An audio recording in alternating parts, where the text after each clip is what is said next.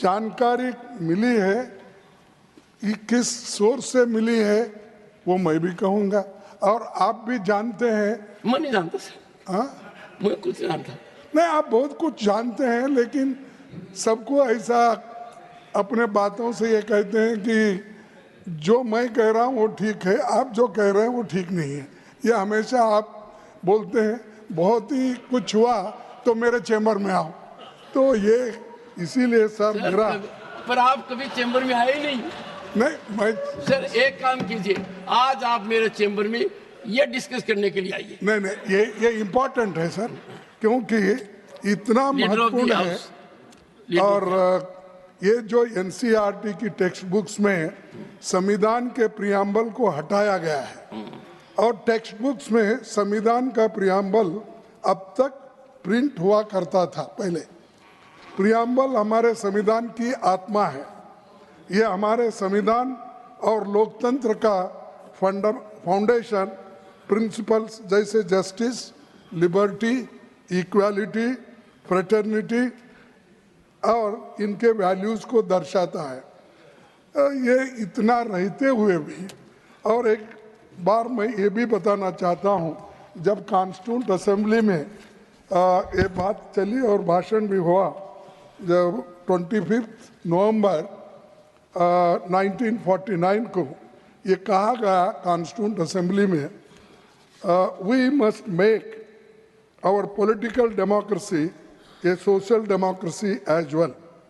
A political democracy cannot last unless there lies at the base of it social democracy. What does social democracy mean? It means a way of life which recognizes liberty, equality, and fraternity as the principles of life. These principles of liberty, equality, and fraternity are not to be treated as the separate items in the Trinity.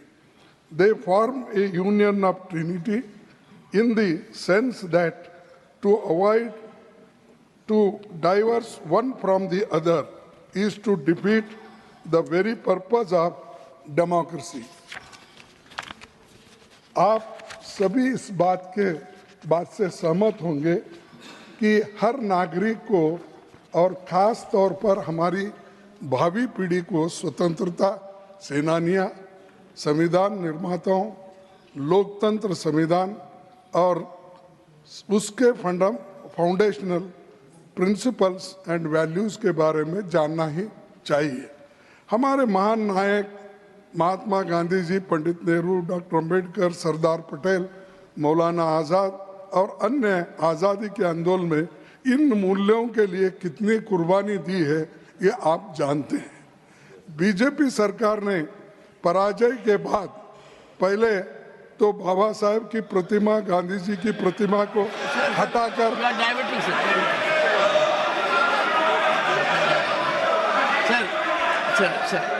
Sir your subject you are debating. नहीं okay मैं छोड़ के किया।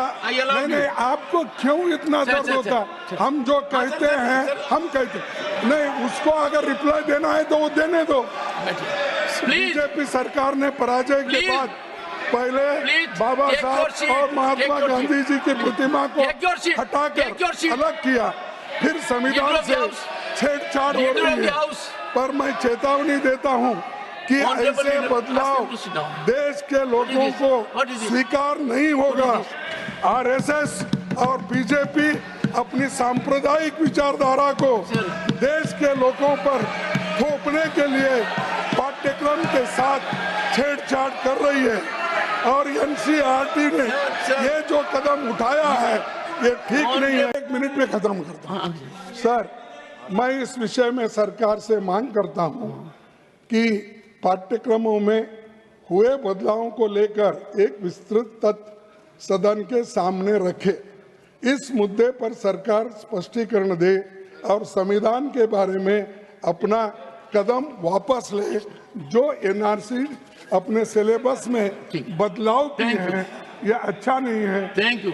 इसीलिए thank वो, you, और मैं आपने मुझे कई में है कहाँ है ये आपने पूछा सर, ये है x falls on preamble in school text books. Sir सुनिए ये है सुनिए sir you made your point, 0 hour है सर। और सर इसको sir, don't show Modi paper. साहब ने सर, no, नमस्कार no. कर रहे हैं Paper need not be shown, को, और उन्होंने ही इसको खत्म करने का नो डोंट से काम कर रहे हैं सर। इस मामले को लेकर दलित दस्तक ने 23 जुलाई को ही आवाज उठाई थी और इस बारे में आगाह किया था कि संविधान की प्रस्तावना को किस तरीके से एनसीईआरटी की किताबों से हटाया जा रहा है। इस साजिश को बेनकाब दलित दस्तक पहले ही कर चुका है। अब खुद देखिए वो खबर। लगता है सरकार और एनसीईआरटी भारतीय इतिहास से हड़प्पा सभ्यता, जाति के सवाल, डॉक्टर अंबेडकर के साथ हुए जातीय भेदभाव, सम्राट अशोक, सांची स्तूप, अजंता की गुफाएं आदि को मिटा देना चाहती है और उसकी जगह अपना एजेंडा थोपना चाहती है। एनसीईआरटी ने क्लास 6 के लिए सामाजिक विज्ञान यानी सोशल साइंस की जो किताब पब्लिश की है उसे देखकर तो यही लगता है। इस किताब में कई बदलाव किए गए हैं जो सरकार और एनसीईआरटी की मंशा पर सवाल उठाते हैं। दरअसल अब स्कूलों में क्लास 6 के स्टूडेंट हड़प्पा सभ्यता की जगह सिंधु सरस्वती सभ्यता को पढ़ेंगे। राष्ट्रीय शैक्षिक अनुसंधान एवं प्रशिक्षण परिषद यानी एनसीईआरटी ने क्लास 6 के सामाजिक विज्ञान की किताब को कुछ बदलाव के साथ तैयार किया है। नई किताब में हड़प्पा सभ्यता की जगह सिंधु सरस्वती सभ्यता शब्द का जिक्र किया गया है। वहीं नई किताब में जाति शब्द सिर्फ एक बार आया है तो जाति आधारित भेदभाव और असमानता का जिक्र नहीं है। यहां तक कि भारत रत्न संविधान निर्माता बाबा साहब डॉक्टर अंबेडकर से जुड़े जाति आधारित भेदभाव के सेक्शन को भी हटा दिया गया है। यह पुस्तक राष्ट्रीय पाठ्यचर्या रूपरेखा 2023 के तहत तैयार की गई पहली सामाजिक विज्ञान की पुस्तक है जिसे मौजूदा शैक्षणिक सत्र में स्कूलों में पढ़ाया जाएगा। बता दें कि पहले सोशल साइंस के लिए इतिहास, भूगोल और राजनीतिक विज्ञान की अलग अलग किताबें होती थी, लेकिन अब सामाजिक विज्ञान के लिए एक ही पाठ्य पुस्तक है जिसे 5 खंडों में बांट दिया गया है। लेकिन इस पुस्तक में जिस तरह से भारतीय इतिहास में कई दशकों से दर्ज घटनाओं, व्यक्तियों और स्थानों को बदलने को लेकर जो फैसले किए गए हैं वो काफी गंभीर हैं और सवाल खड़े करने वाले हैं। जैसे कि नई पुस्तक में अशोक, चंद्रगुप्त मौर्य के राज्यों से संबंधित पाठों को और चाणक्य और उनके अर्थशास्त्र को भी जगह नहीं दी गई है। इसके अलावा लौह स्तंभ, सांची स्तूप और अजंता की गुफाओं के चित्रों का जिक्र भी पुस्तक में कहीं नहीं है।